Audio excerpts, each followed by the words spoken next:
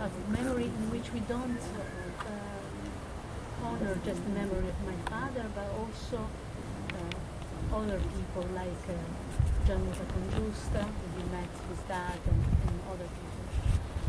And before we arrive at the last stop of this pilgrimage, let's say, we put the names of the other victims along the way, and we stop in each name. Under each name there is the family member of that person, which tell the story to everyone. To the graveyard of my dad we'll bring a stone. This was my mom's idea, to take a stone, to paint a flower, and to bring it up.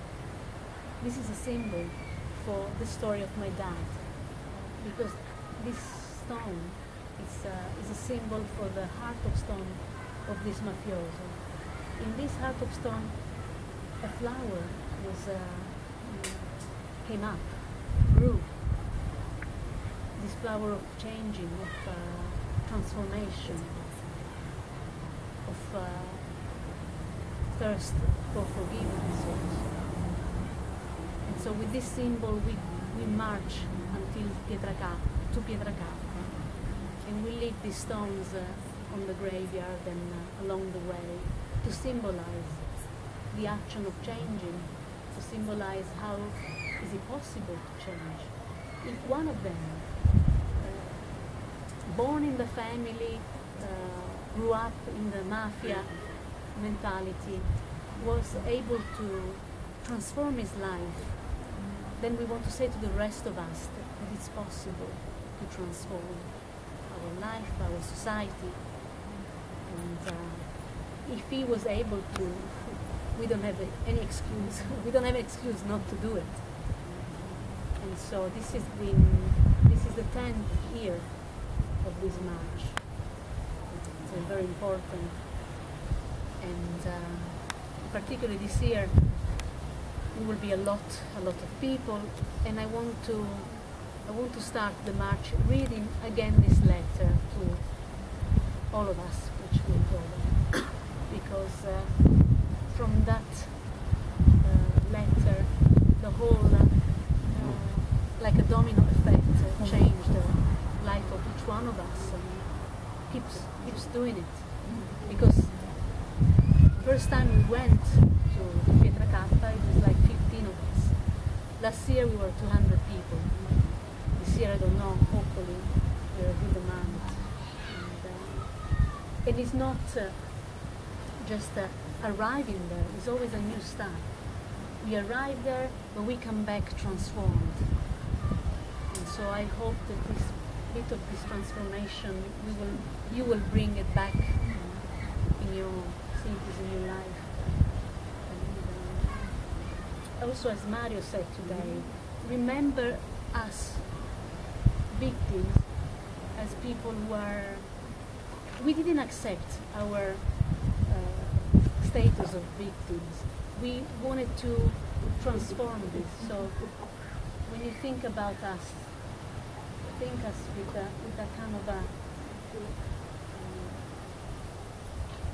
transformation, that will of not being squashed by those tragedies, with a new strength. So when you plant again your plant in this flower, this planting you are going to bring back, is that very plant of life transforming and changing. Deborah, I would like to leave the floor to the questions of the student, but last time I remember something that you told about when your brother actually went to pay the ransom up in San Luca Cemetery, if I'm not wrong. You told us something which is quite interesting also, because we got the chance with the students to go all the way down from Aspromonte to San Luca, and we stopped in San Luca, and we could sense something, okay? And if you could share with us Sure. that I know it's hard for you, but No, please. absolutely.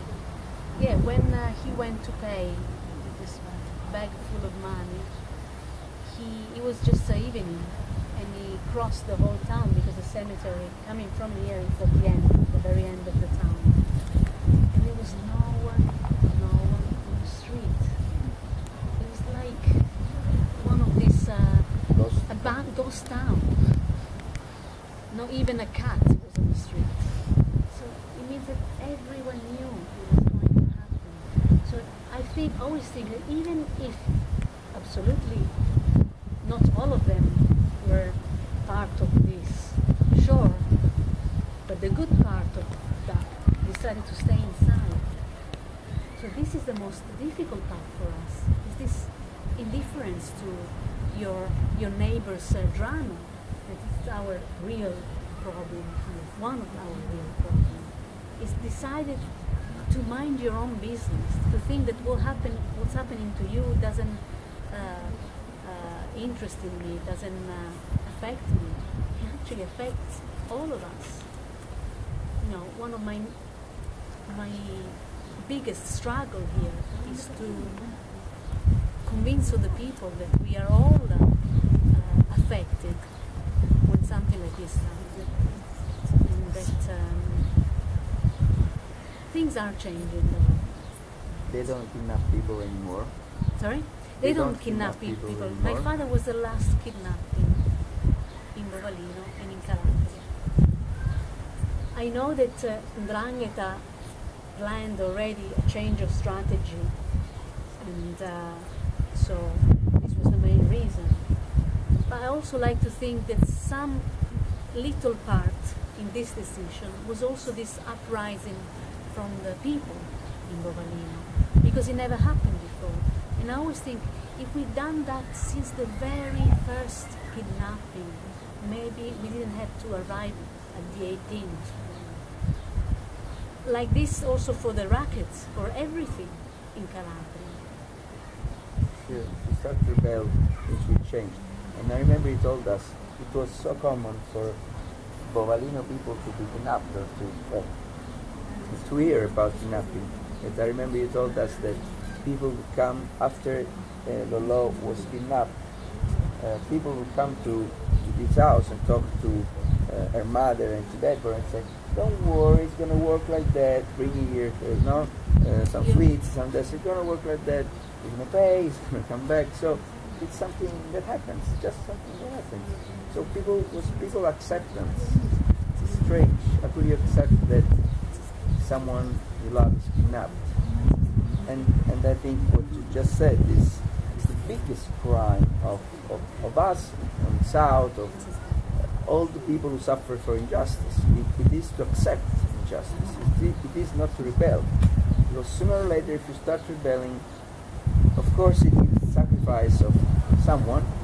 Gianluca was another example. But things can slowly change. If you just accept it, things will never change. They will take advantage of your weakness. I'm sorry, yes. So the people here have realized that silence is actually their biggest enemy, and people have started to take a stand.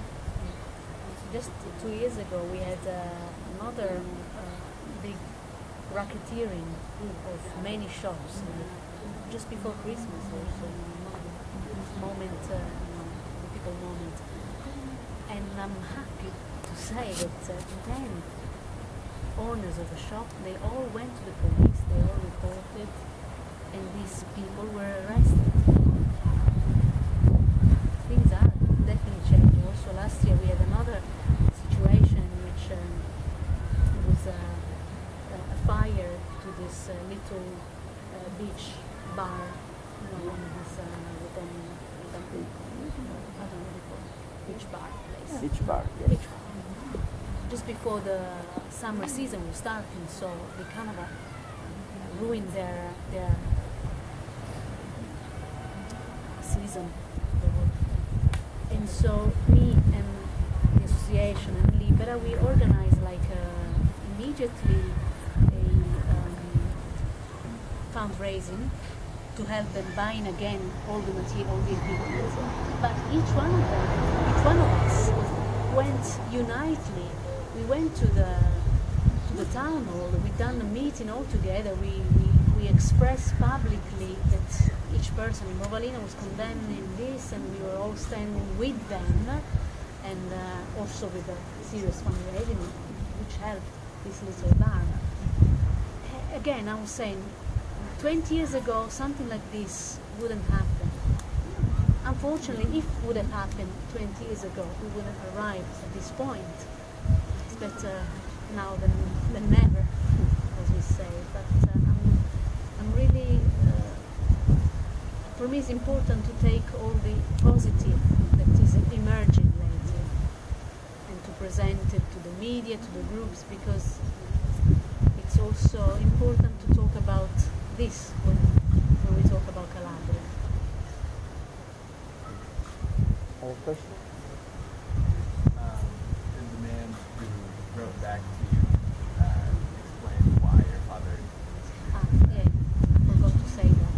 He said that it was a casualty. It was not their intention to kill him. He probably either fall down and hit his head, because the autopsy said that my father died because of a big blow to his head, which was maybe being given to put him unconscious, like they were trying to do with my mom. Maybe they needed to move it quickly, or he fell down and he hit, because the place where he was found, it was a very steep area with lots of rocks, so it can be. And if he said the truth in the letter, as we said for the rest of the things, then maybe that was the truth also about him, because there was no reason that we know to kill him. Once you pay, don't kill the person.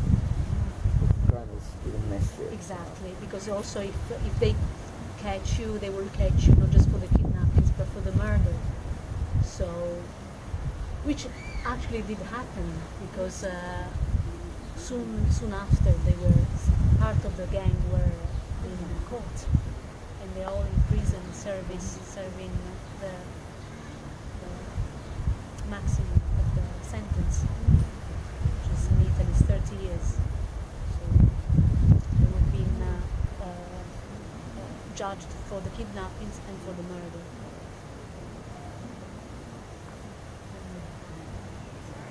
So when your brother went to go to the cemetery in St. Luca, what happened? I mean, why wasn't he able to? Had your father passed away already? Wasn't he able to pay it? Or? No, he did pay it, and one of them, which was there with the book, he told him that my father would be free the day after, not that very same day, but the day after. And you paid the ransom after 1 year? No, less, after 6 months. 6 months. Because he was kidnapped in July and we paid in end of December. So you were waiting for Christmas, the New Year's Eve. Other questions? No? It's too sad? I think he needs to Yeah. settle down.